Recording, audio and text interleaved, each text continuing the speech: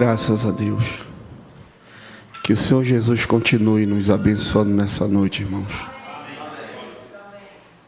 Você já se sente abençoado nessa noite? É bom quando podemos ouvir belos louvores, belos hinos, principalmente nos dias de hoje. Hinos que falam na tua alma, não no teu espírito. É dito que a emoção não te dá o Espírito Santo, mas o Espírito Santo te dá emoção. Mas muitas das vezes é preferível você se emocionar com as coisas de Deus do que com as coisas do mundo. O salmista Davi, no Salmo 51, ele expressa, quando ele foi confrontado pelo profeta Natã, que trouxe a ele em memória a sua falha, o seu pecado. E quando Davi ouviu da boca do profeta que o julgamento de Deus vinha sobre ele sendo rei, tendo muitas riquezas, nome influente, a principal coisa que ele disse, ele expressa no Salmo 51, versículo 10, 11 e 12. Ele diz: cria em mim, ó Deus, um coração puro, e renova em mim um espírito reto. Não me lances fora da tua presença, e não retire de mim o teu Espírito Santo. Torna-me dar-me alegria da tua salvação, e sustenta-me com o teu espírito voluntário. Nunca perca a alegria da salvação. Nunca perca a presença de Deus. Nunca perca o Espírito Santo. Nunca perca o espírito voluntário. Você está aqui voluntariamente nessa noite. Você dá o seu amém voluntariamente. O hino que foi cantado pelo trio, quando diz: levanto as minhas mãos para segurar na mão dele. Segure na mão dele nessa noite. Vamos nos colocar de pé e ler a Escritura que já foi anunciado.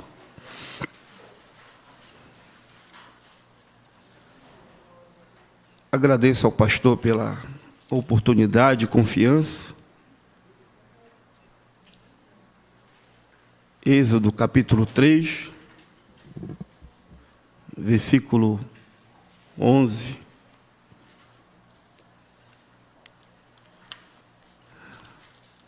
Diz a Escritura: então Moisés disse a Deus: quem sou eu que vá a Faraó e tire do Egito os filhos de Israel? E disse: certamente eu serei contigo, e isto te será por sinal de que eu te enviei. Quando houveres tirado este povo do Egito, servireis a Deus neste monte. Então disse Moisés a Deus: eis que quando eu for aos filhos de Israel e lhe disser: o Deus de vossos pais me enviou a vós, e eles me perguntarão: qual é o seu nome? O que eu lhes direi? Disse Deus a Moisés: o eu sou o que sou Disse mais: assim dirá aos filhos de Israel: o eu sou me enviou a vós. Obrigado, Deus, pela tua palavra. Obrigado pelos momentos que aqui já temos passado. E que o Senhor possa continuar acrescentando ainda mais nessa noite aquilo que a tua igreja necessita, aquilo que nós necessitamos. Que não seja o homem tem falhas, mas que seja o Senhor nesta noite, em nome do Senhor Jesus Cristo. Sentai-vos, irmãos.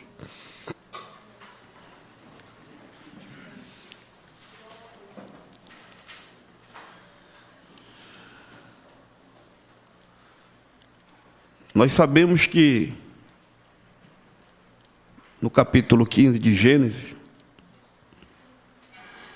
quando Deus estava dando a promessa a Abraão, Deus disse a ele que eles iriam peregrinar e depois iriam ficar numa determinada nação, e ali eles iriam ficar por 400 anos. Mas que não era para Abraão se preocupar, porque depois de 400 anos, Deus iria tirar o povo, levar para a terra prometida, e eles iriam sair dali riquíssimos. E o tempo passou. Abraão teve Isaac, Jacó, Esaú. Jacó teve seus 12 filhos. José foi vendido como escravo, foi para o Egito. Mas tudo um propósito de Deus. Às vezes, as coisas de Deus são muito difíceis de nós entendermos. Porque Deus não age da forma como nós pensamos. Às vezes nós planejamos, fazemos um cronograma, e Deus vem e frustra isso. Age de outro jeito. Age de outra forma. O profeta Eliseu disse a Naamã: 7 mergulhos no Rio Jordão. Naamã disse: mas que coisa estranha. Lá o Rio Nilo são águas cristalinas. E ele quer que eu dê 7 mergulhos aqui nessas águas barrentas. Mas é a forma como Deus age. É a forma como Deus cuida. Então todo o processo de José ali era a forma que Deus estava cumprindo a palavra que ele deu a Abraão. Logo toda a família de José foi para o Egito. Ali Israel cresceu. E diz a Bíblia que durante um tempo surgiu um faraó que não sabia quem era José. E ele viu que aquela nação era muito grande, com mais de 2 milhões de pessoas ali. E ele ficou com medo. Mas tudo era um processo de Deus. Tudo Deus estava trabalhando, tudo Deus estava no processo de cumprir a sua palavra. Nós estamos vivendo no cumprimento da palavra de Deus hoje. Tudo que está acontecendo é cumprimento. E o cristão não pode estar acomodado. Lembre-se quando o profeta fala daquela águia que quando vai construir o seu ninho, primeiramente ela vai lá e pega aquelas trepadeiras, aquelas plantas com espinho e prepara a base do ninho. Depois ela vai e mata um coelho, um cordeiro, traz para o ninho, e ali a pele daquele cordeiro, daquele coelho vai proteger, fazer a base ali do ninho, mas os espinhos estão ali. Depois ela vem, coloca seus ovos, choca, as águias crescem. Só que a águia fica muito acostumada de a mamãe toda hora vir trazer a comida na boca dela. E elas começam a crescer, e quando começam a crescer, já começam uma a empurrar a outra. O espaço já fica pequeno, mas mesmo assim elas querem ficar acomodadas, porque tá bom demais, né, pastor? Só que a mãe águia, quando percebe, diz o profeta, que elas estão muito acomodadas, já está na hora de elas saírem, porque a águia não foi feita para estar no chão, a águia foi feita para estar no céu. Nós estamos aqui só de passagem, você é um cristão, diz o apóstolo Paulo, a nossa pátria é celestial, não é aqui. Então, a águia mãe vai lá e começa a tirar aquela pele do animal que está protegendo. E aí os espinhos começam a furar, começam a acomodar. Aí vem pandemia, aí vem tantas coisas acontecendo. Aí sabe o que a águiazinha diz? Eu vou sair desse ninho. Não há espaço para o cristão mais aqui nesse mundo, irmãos. Não há espaço para você. O mundo jaz no maligno. Então nós observamos que o faraó que surgiu não sabia quem era José. E ali então ele teve uma ideia, vendo que o povo estava crescendo, disse, vamos matar, vamos, na hora que as parteiras egípcias, as parteiras hebreias forem fazer os partos das mães, que elas vão sacrificando ali as crianças. Só que as parteiras eram tementes a Deus e não fizeram isso. E a nação começou a crescer. Começou a crescer. Hoje é dito aí fora que o mundo evangélico, há uma determinada já porcentagem de evangélicos. Mas quantos cristãos no meio deles? Então, Faraó então teve outra ideia. Vamos matar os homens.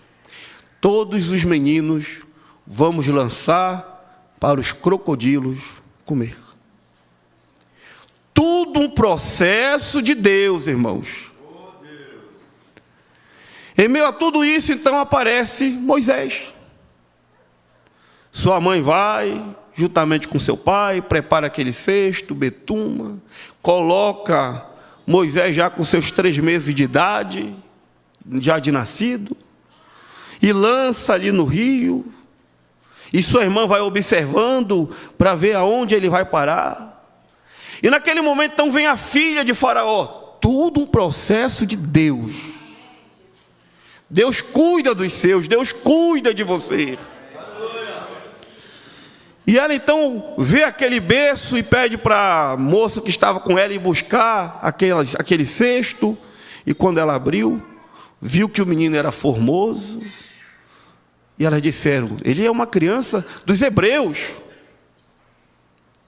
E a irmã dela disse, vamos procurar uma ama de leite. E a irmã de Moisés então vem e diz, eu conheço uma mulher. Quem era? A própria mãe de Moisés. E ela disse, então leve, e depois que já estiver maior, traga para mim. E ali então Moisés ficou protegido agora pela mão de Deus, através da filha de Faraó. Deus cuida dos seus, nunca esqueça isso, Deus cuida de você. E ali então, a mãe de Moisés, sempre ensinando Moisés, que Deus havia dado uma profecia. E ela viu, o profeta fala, Joquebeque viu, que ali Moisés era um cumprimento de uma profecia.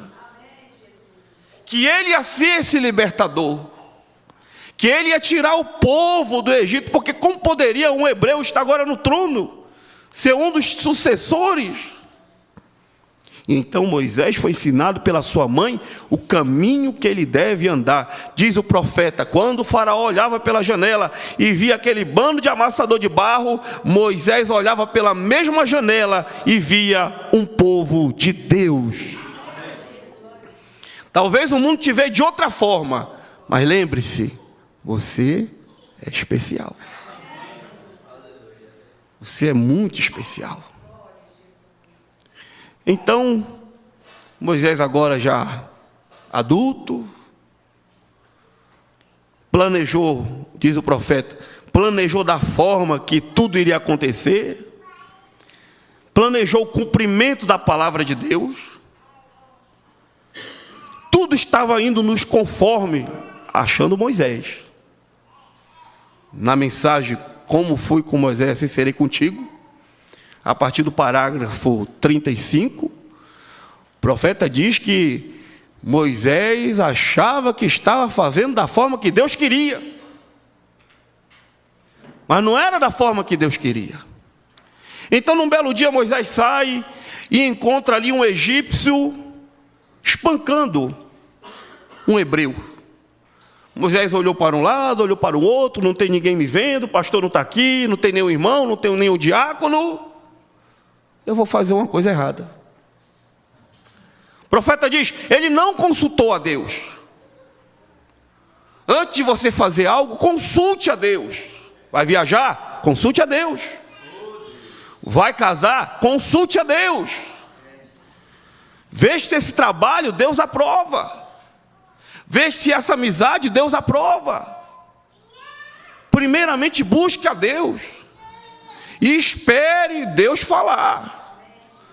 Não seja uma Sara precipitada. Passou-se 10 anos, 15 anos, nada de aparecer um filho.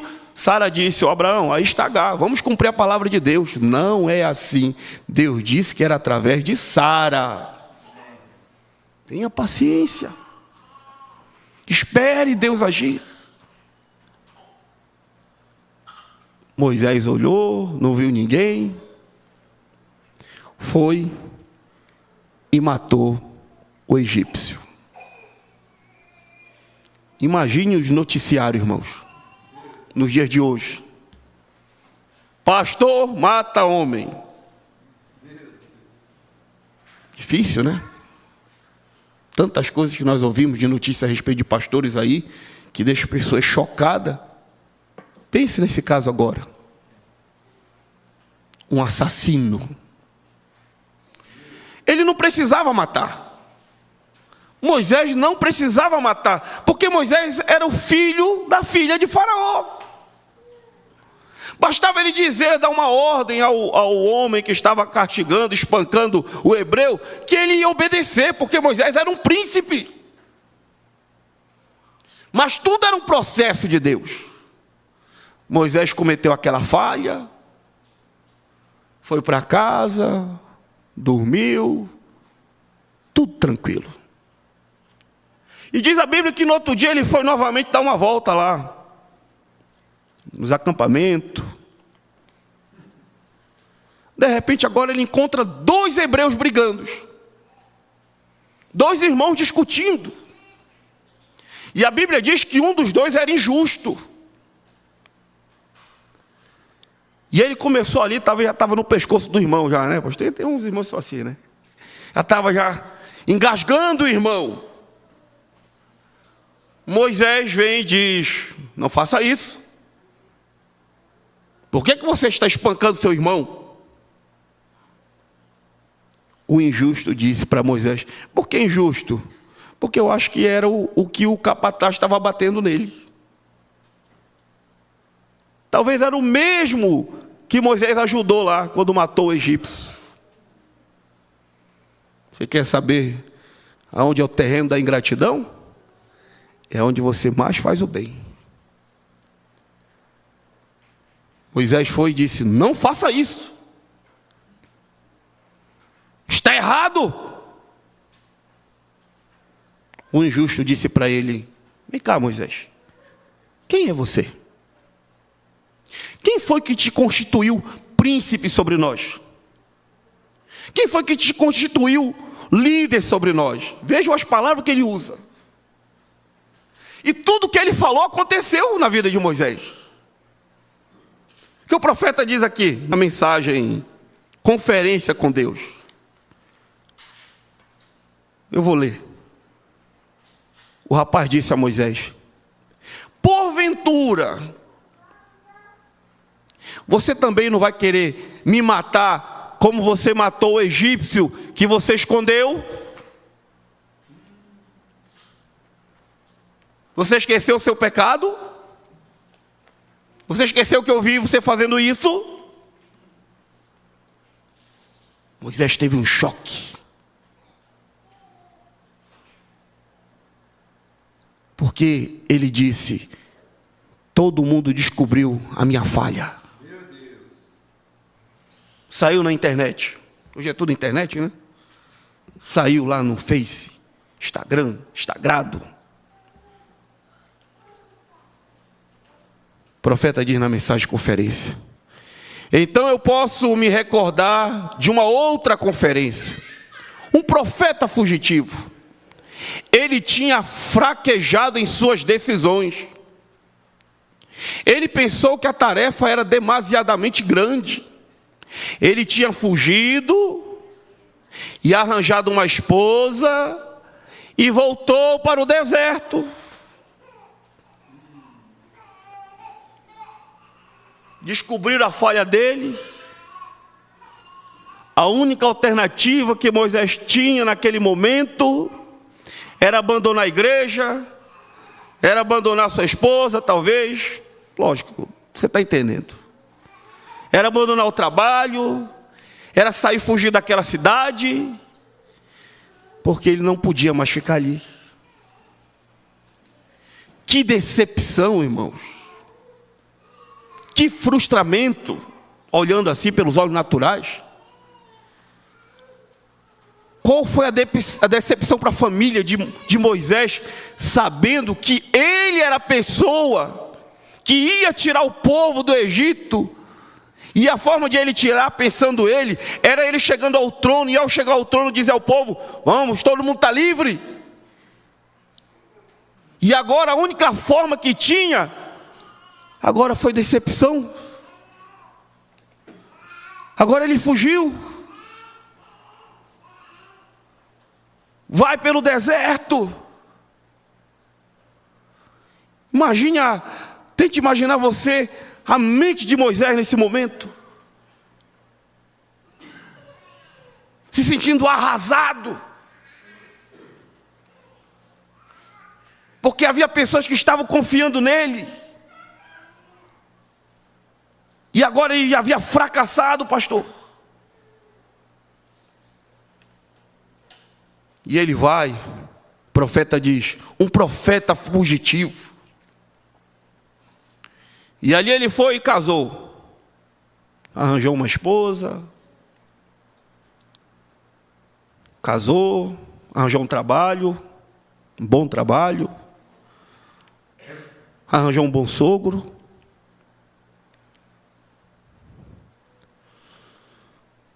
Ele estava ali acomodado. O profeta diz: um profeta ungido de Deus, com uma grande comissão. Ele estava lá no deserto, era um profeta ungido de Deus, com uma grande comissão. Nascido no mundo um profeta. Mas ainda assim, diante de uma simples ameaça, por causa do erro que ele havia cometido, ao tomar isto em suas próprias mãos, ao invés de seguir as instruções de Deus, ele matou um homem. E diante da ameaça, com medo de Faraó, ele fugiu para o deserto e esteve ali durante 40 anos. E o povo passou mais 40 anos sofrendo. Mais 40 anos levando chicotada. Mais 40 anos amassando barro. Às vezes as nossas decisões fazem a gente atrasar algumas coisas. E você tem que passar um processo no deserto. Moisés tinha muito isso, diz o profeta, intelecto. A melhor ciência estava ali no Egito. Moisés foi ensinado nas melhores faculdades. Moisés tinha muito intelecto, mas não conhecia nada de Deus. Não basta conhecer letra. Conheça o autor. Tenha uma experiência com o autor. A letra mata, mas o Espírito vivifica a tua vida.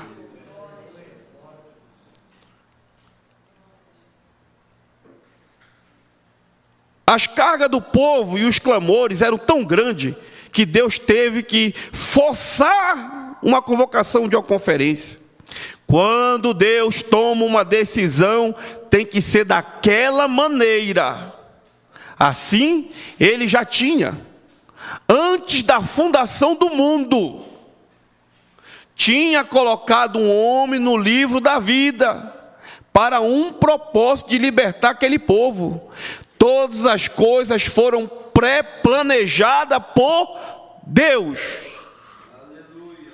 Quem olhava a vida de Moisés, parecia que estava tudo errado. O profeta diz aqui, todas as coisas haviam pré-planejadas por Deus. Tudo era um processo. Antes da fundação do mundo, Moisés foi escolhido libertador do povo. Mas Moisés tinha falhado. Como Deus vai trabalhar com um homem que falhou? Como Deus vai trabalhar com uma mulher que falhou? Profeta, deixa eu ler só alguns parágrafos aqui, já encerrando. Profeta, na mensagem Como Fui com Moisés, ele diz assim: agora encontramos Moisés sendo chamado, depois de ser comissionado. Ele falhou em sua comissão por tentar fazer aquilo do modo que ele pensava que era melhor. Às vezes você pensa que é melhor. Provérbios capítulo 15. O homem planeja várias coisas, mas a última palavra é de Deus. Talvez tu ouviu a palavra da tua mulher, do teu vizinho. Mas escuta a palavra de Deus, escuta a última palavra que é Deus.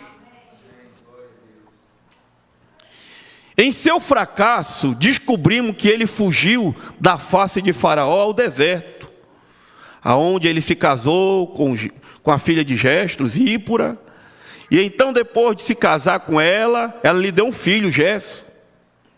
Então ele se instalou na quietude, na tranquilidade, e foi cuidar das ovelhas do seu sogro, tudo tranquilo. Mas algo dentro de Moisés dizia para ele: não foi para isso que eu te chamei. Qual é o teu propósito? Qual é o teu propósito aqui? Será que é só esse mesmo? Será que tu não está te acomodando? Moisés ficou ali, diz o profeta, quieto. Mas um dia Deus ouviu o clamor do povo. Deus se lembrou que ele tinha um pacto com aquele povo. Não simplesmente isso, mas ele se lembrou também que ele tinha um servo. Deus lembrou que ele tinha um servo que ele havia escolhido desde antes da fundação do mundo. Mas ele havia falhado, mas era o servo que Deus havia escolhido. Você é a pessoa que ele escolheu. Deus não perguntou para o teu pai, para a tua mãe, para o teu vizinho, para o teu patrão. Deus não perguntou para ninguém quando te escolheu. Ele te escolheu. Ele lembrou que ele tinha um servo. Deus nunca muda o seu pacto, nem mudará os seus desejos, nunca mudará nada. Deus sempre cumprirá a sua promessa, ainda que Moisés houvesse falhado e tivesse feito o que era errado. Ainda assim, Deus cumpriu o seu pacto. Quando Deus chama um homem para fazer algo, ele tem que fazer aquilo. Simplesmente tem que fazer. Ah, mas agora eu estou com 80 anos. Já estou velho. Não dá mais para nada. Deus disse: espera lá, Moisés. O profeta fala nessa mensagem daquele dono de uma fábrica que foi assalariar um homem. E aí ele chamou o rapaz e disse: ó, assine o contrato aqui. E o rapaz pegou o lápis, e quando ele ia assinar o contrato, o dono da fábrica observou que o lápis dele não tinha borracha. E ele disse: companheiro, desculpa, antes de você assinar o contrato, você não tem borracha no lápis, por quê? O rapaz disse ao dono da fábrica: é porque eu nunca erro. Eu nunca erro. O dono da fábrica disse: então me dá esse contrato aqui, por favor. Você não serve para mim. Mas por quê? Porque eu nunca erro? Exatamente. Porque se você nunca erra, é porque você nunca tentou. Você nunca vai tentar. O profeta, nessa mensagem aqui, como foi com Moisés, ele diz assim: ainda que eu estivesse tentando em falhar, Deus não me deixará. Eu não tenho muita confiança em quem tem medo, em quem tem muito medo de fazer qualquer coisa. Eu prefiro ser encontrado como um fracassado do que demasiadamente preguiçoso para tentar. Moisés, então, sai numa manhã, 80 anos agora. Vai levar as ovelhas para uma montanha mais distante.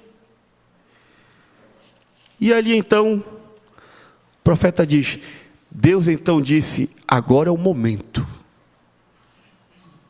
Agora ele está longe da mulher, está longe dos filhos, ele está sozinho. Agora eu vou descer para falar com ele. Reserve esse momento para Deus falar contigo. Moisés olhou e de repente viu uma sarça que estava em chama, mas não consumia a sarça. Só que já havia passado 40 anos, todo o conhecimento de Moisés, tudo aquilo que ele aprendeu no Egito, não sabia mais nada. Agora ele estava mesmo um homem do campo. E então Moisés disse assim: eu vou me aproximar para ver por que essa sarça não queima, não consome. E quando Moisés vai se aproximando, uma voz disse: Moisés. E ele conheceu a voz. E disse: sim, Senhor. Tira a sandália dos teus pés, porque o lugar que tu estás é santo. O profeta diz: não há igreja santa, não há Monte Santo, não há um homem santo, não há uma mulher santa. O profeta diz: há um Deus santo naquele homem, naquela mulher, neste lugar. O monte era santo porque Deus estava ali. E então Moisés se aproximou e Deus disse: Moisés, eu ouvi o clamor do meu povo. E eu, o Senhor, Criador dos céus e da terra, desci para libertar o meu povo. Moisés deve ter dito: louvado seja Deus. Porque quando Moisés ouviu isso, ele sabia de tudo que a mãe havia dito para ele. Moisés disse: ô Senhor, louvado seja Deus. Que bênção, que maravilha. Que o Senhor vai lá libertar o povo. Moisés, eu desci para libertar. Só tem um porém. Eu desci. Mas quem vai é você. Que choque para Moisés. Mas eu falhei. Talvez ele pensou: mas eu falhei. E Moisés logo começa a colocar um monte de desculpa para Deus. Mas ele botou desculpa por causa da falha dele lá atrás. Porque Moisés sabia que quando ele colocasse os pés lá no Egito, o faraó ou alguém ia dizer: ei, vem cá, te lembra que tu matou um lá atrás? Tu é assassino. Tiremos que tu falhou nisso. Senhor, eu não vou. Eu não sei falar. O homem foi criado para ser príncipe. Como é que não sabia falar? Eu sou meio gago, Senhor. Botou um monte. Irmão, quando a gente não quer fazer algo para Deus, a gente põe muita dificuldade, viu? E quando tu não quer fazer algo para Deus, o diabo vai botar facilidade para ti. Quando tu quiser fugir da obra de Deus, quando tu quiser fugir da presença de Deus, o diabo vai te dar cavalo, vai te dar sela, vai te dar água, e ainda vai dar uma tapa assim no cavalo, para o cavalo correr. Mas também quando tu chegar lá, longe de Deus, o diabo vai lá e tira tudo também de ti, para te deixar lá. Moisés disse, não, Senhor, eu não vou saber falar, eles não vão crer em mim, eu não vou. Deus disse, o que é que tu tem na mão? Um cajado, uma vara torta. Joga essa vara no chão. A vara se tornou em uma cobra, em uma serpente. Deus disse, agora pega pela cauda. Moisés foi e pegou, ela voltou ao normal. Coloca a tua mão. Aqui. Colocou. Tira. A mão estava leprosa. Coloca de volta. Tira. Está curada. Deus estava mostrando as experiências que ele tinha que ter. Agora Moisés estava conhecendo Deus. O profeta pregou uma mensagem dizendo, eu ouvi falar a respeito de Deus, mas agora eu vejo. Às vezes você só ouve, você tem que ver Deus agir na tua vida. Veja Deus agir na tua vida, irmão.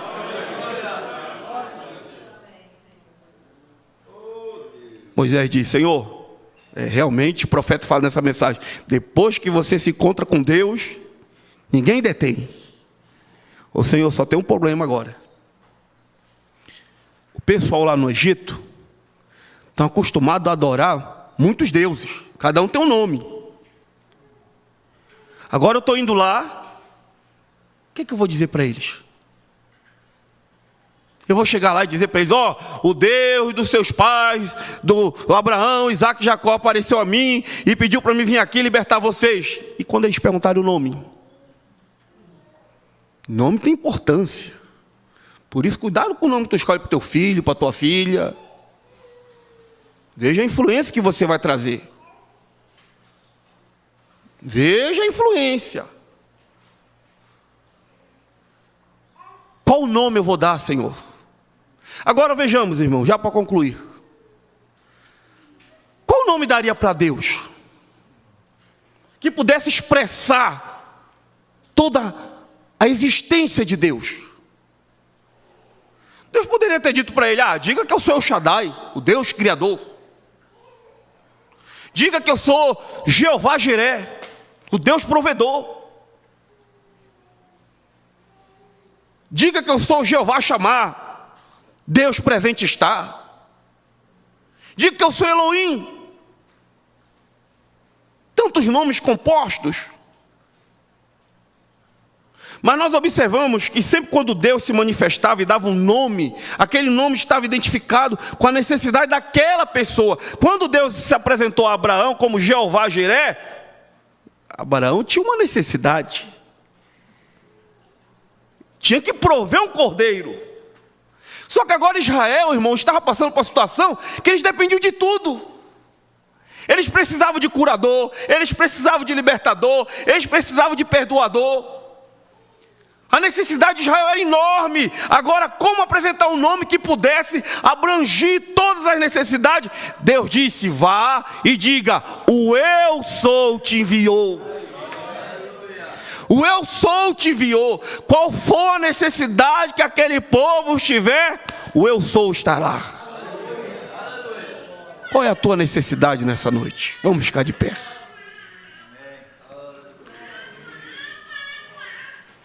Diferente de hoje,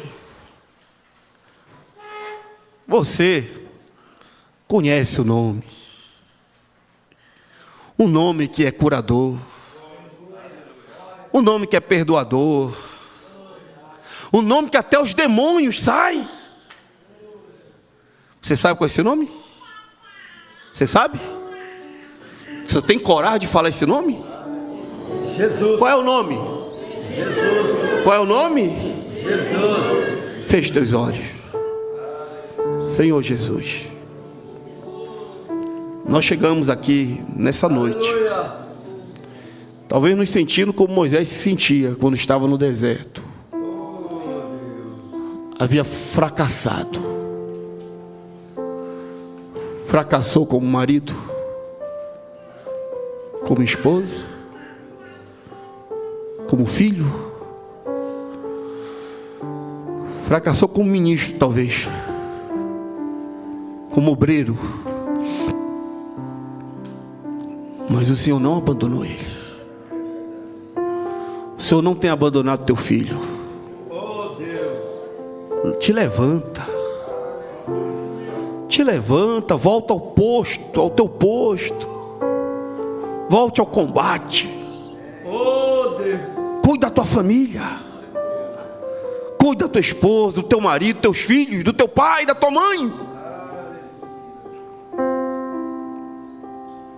Deus, restaura a minha vida. Restaura a vida desse homem, dessa mulher. Porque é um povo que está clamando. É um povo que está sofrendo. E eles precisam que eu me posicione. Aleluia. Que eu possa retornar, seja para aquela cidade, seja para aquela congregação, seja para aquela família, como um libertador. Aleluia. Deus em mim. Ali ia Moisés agora andando com a sua mulher, seu filho. E alguém disse: onde vai, Moisés? Eu vou enfrentar uma nação. Mas só você, Moisés, contra uma nação? Não. Havia anjos. Havia uma nuvem de anjos que estava acompanhando Moisés. Oh, irmão, irmã, há um Deus a teu favor. Há anjos acampados ao teu redor para te ajudar. Aleluia. Prossiga esta jornada, prossiga esta caminhada. Você, irmão Gabriel, que pede oração, irmão Toninho, que pede oração. Oh, irmão, Deus pode abrir as portas para você. Ainda esta semana Deus vai abrir a porta de emprego para você. Esse espírito devorador na tua casa, na tua vida, isto sai em nome do Senhor Jesus Cristo. Que esses lares sejam restaurados, que esses casamentos sejam restaurados, que este obreiro seja restaurado. Senhor, renove em mim a alegria da salvação. Não aparte de nós o teu Espírito Santo, Senhor. Deus, eu quero levantar minhas mãos agora, Senhor, como foi cantado aqui pelos irmãos. Eu quero levantar minhas mãos para segurar a tua. Oh Deus, segura a minha mão. Eu quero prosseguir ainda. Eu quero caminhar. Sustenta tua filha.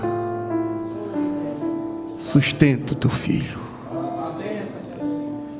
Eu não posso parar. Vamos cantar um louvor. Sigo caminhando pelo mundo sem parar.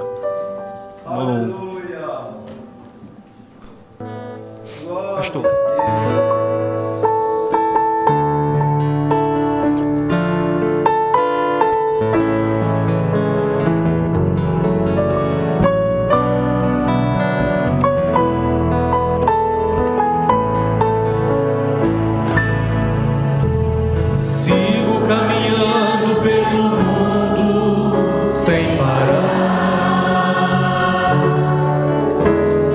Venço muitas lutas e outras.